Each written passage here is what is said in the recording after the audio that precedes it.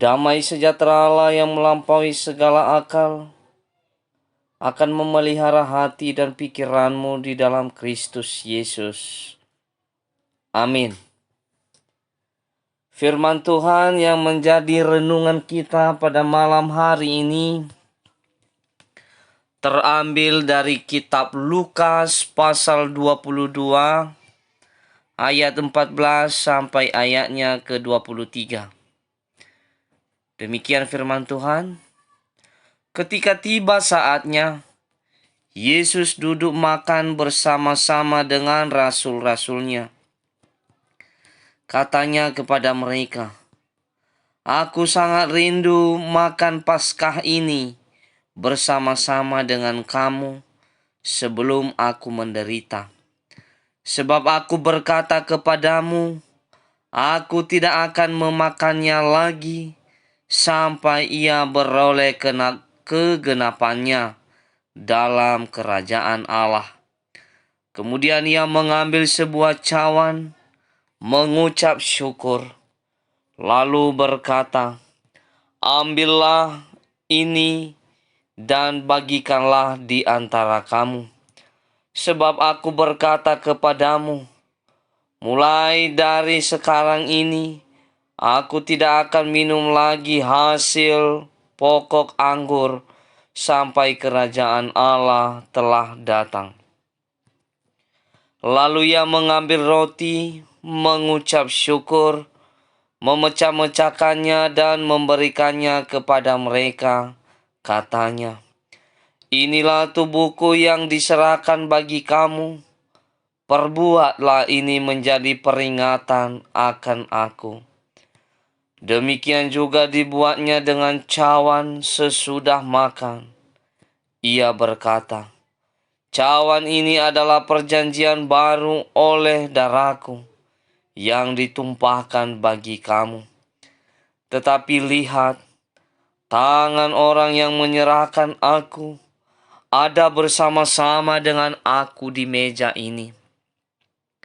Sebab Anak Manusia memang akan pergi seperti yang telah ditetapkan. Akan tetapi, celakalah orang yang olehnya ia diserahkan."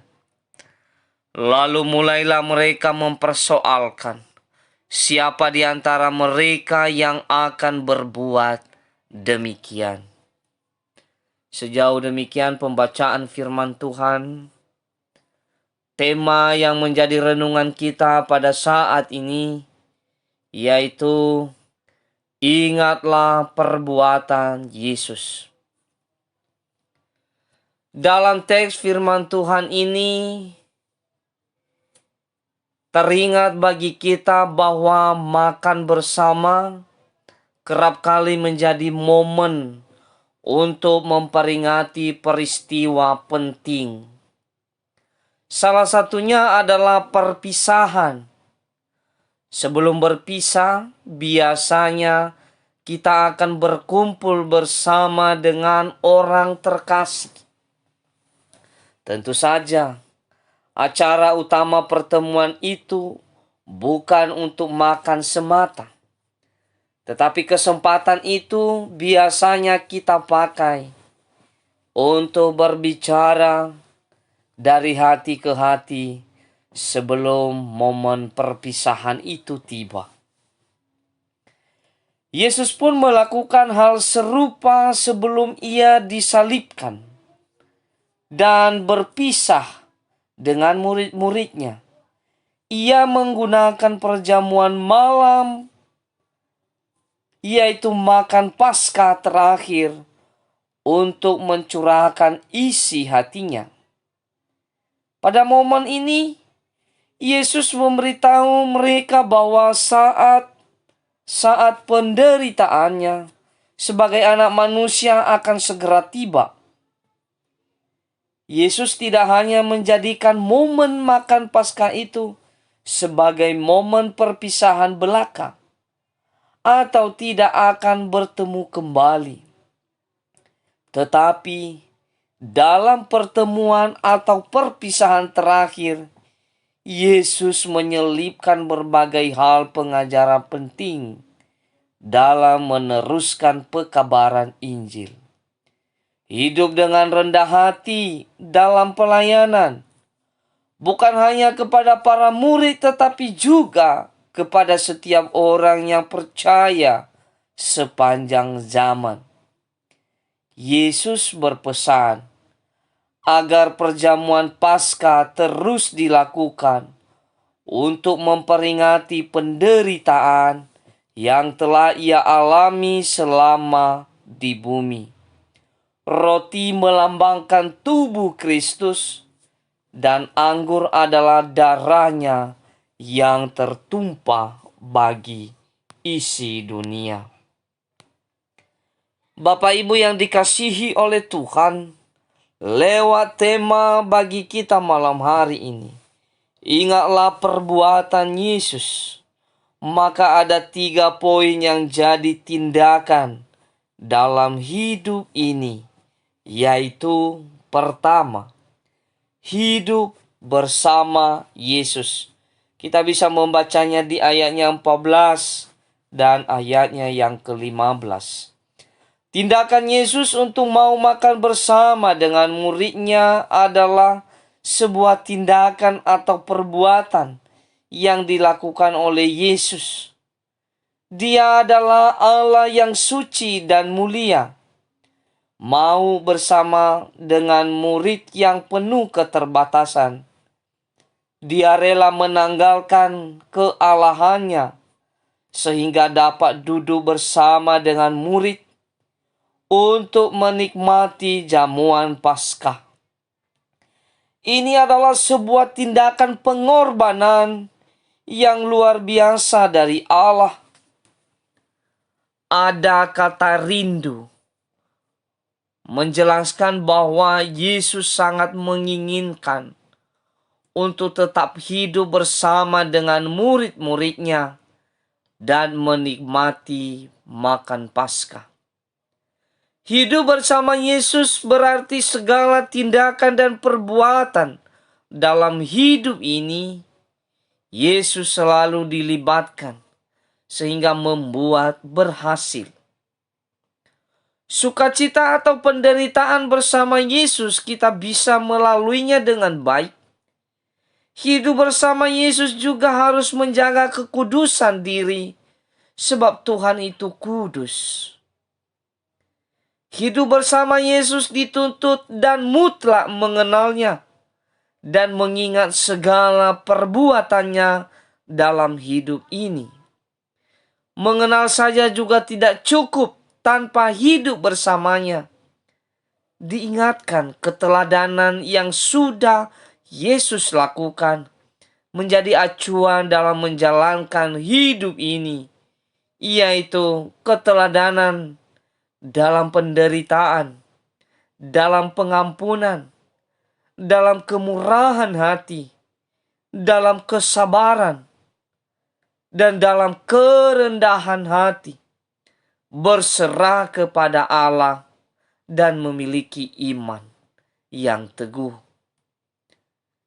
Inilah yang menjadi keteladanan yang mesti kita tiru sebagai orang percaya yang hidup bersama dengan Yesus. Poin yang kedua, yaitu pengorbanan Kristus. Tubuh yang terkoyak dan darah yang tertumpah. Di ayatnya 16 sampai dengan ayatnya yang ke-20. Tindakan yang mengorbankan dirinya sampai mati di kayu salib adalah sebuah tindakan yang agung yang perlu diingat oleh para murid. Yesus berkata, "Inilah tubuhku yang diserahkan bagi kamu." Dia berkata, "Cawan ini adalah perjanjian baru oleh darahku yang ditumpahkan bagi kamu." Walaupun belum terjadi kematian Yesus pada waktu dia memecah-mecahkan roti ini, tetapi pada akhirnya hal ini benar-benar terjadi Jadi ini adalah perbuatan Yesus dalam penyelamatan. Roti dalam perjamuan kudus adalah mengenai tubuhnya yang dipecah-pecahkan. Dalam arti tidak ada satupun tulangnya yang patah. Namun tubuhnya disiksa sedemikian rupa sehingga sulit untuk dikenali. Anggur menyatakan darahnya, menunjukkan kematian yang mengerikan yang dialaminya. Dia, Sang Anak Allah yang sempurna, menjadi penggenapan dari begitu banyaknya nubuatan dalam perjanjian lama mengenai Sang Penebus. Perjamuan kudus juga dimaknai sebagai peringatan akan kematian dan pengorbanan Yesus bagi umat manusia. Melalui perjamuan kudus, kita diingatkan bahwa suatu peristiwa agung telah terjadi melalui kematian Yesus di kayu salib, menumpahkan darahnya untuk menebus kita. Roti dan anggur adalah tanda sebagai sarana untuk lebih menguatkan iman percaya kita kepada Dia, yaitu Yesus yang telah berkorban untuk kita. Memecah-mecahkan roti dan memakannya dan meminum anggur adalah tindakan setiap orang percaya untuk mengingat akan pengorbanan Kristus, dan inilah yang dilakukan oleh setiap gereja dalam perjamuan kudus. Poin yang ketiga yaitu jangan mengkhianati Yesus. Menjadi pengikut Yesus berarti mengikuti keteladanan yang telah dilakukan olehnya. Murid yang taat tidak mengecewakan gurunya. Jangan karena ketamakan, atau keinginan daging atau duniawi, maka kita berani mengkhianati Yesus. Keinginan dunia sering sekali jadi penghambat dalam mengingat akan perbuatan baik Tuhan bagi kita. Ingat kepada Yesus Kristus secara alami, menuntun pada ketaatan dan kesetiaan mengikutnya.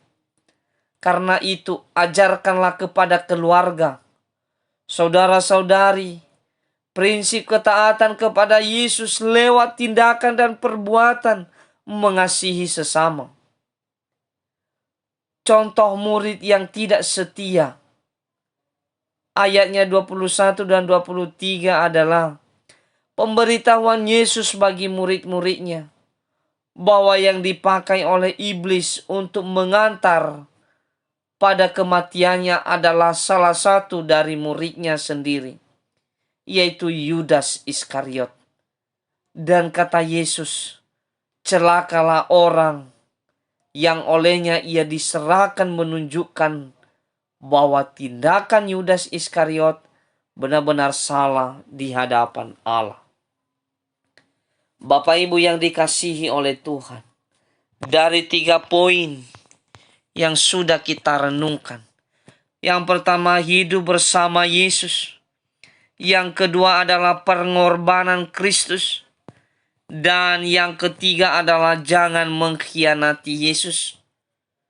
Maka ada kesimpulan bahwa tindakan mengingat perbuatannya dalam hidup ini adalah hidup bersama Yesus Kristus dengan menghargai pengorbanannya yang rela, tubuh terkoyak dan darah tertumpah untuk menebus saya dan saudara dari belenggu dosa dan meninggalkan perbuatan pengkhianatan yang tidak berkenan kepadanya.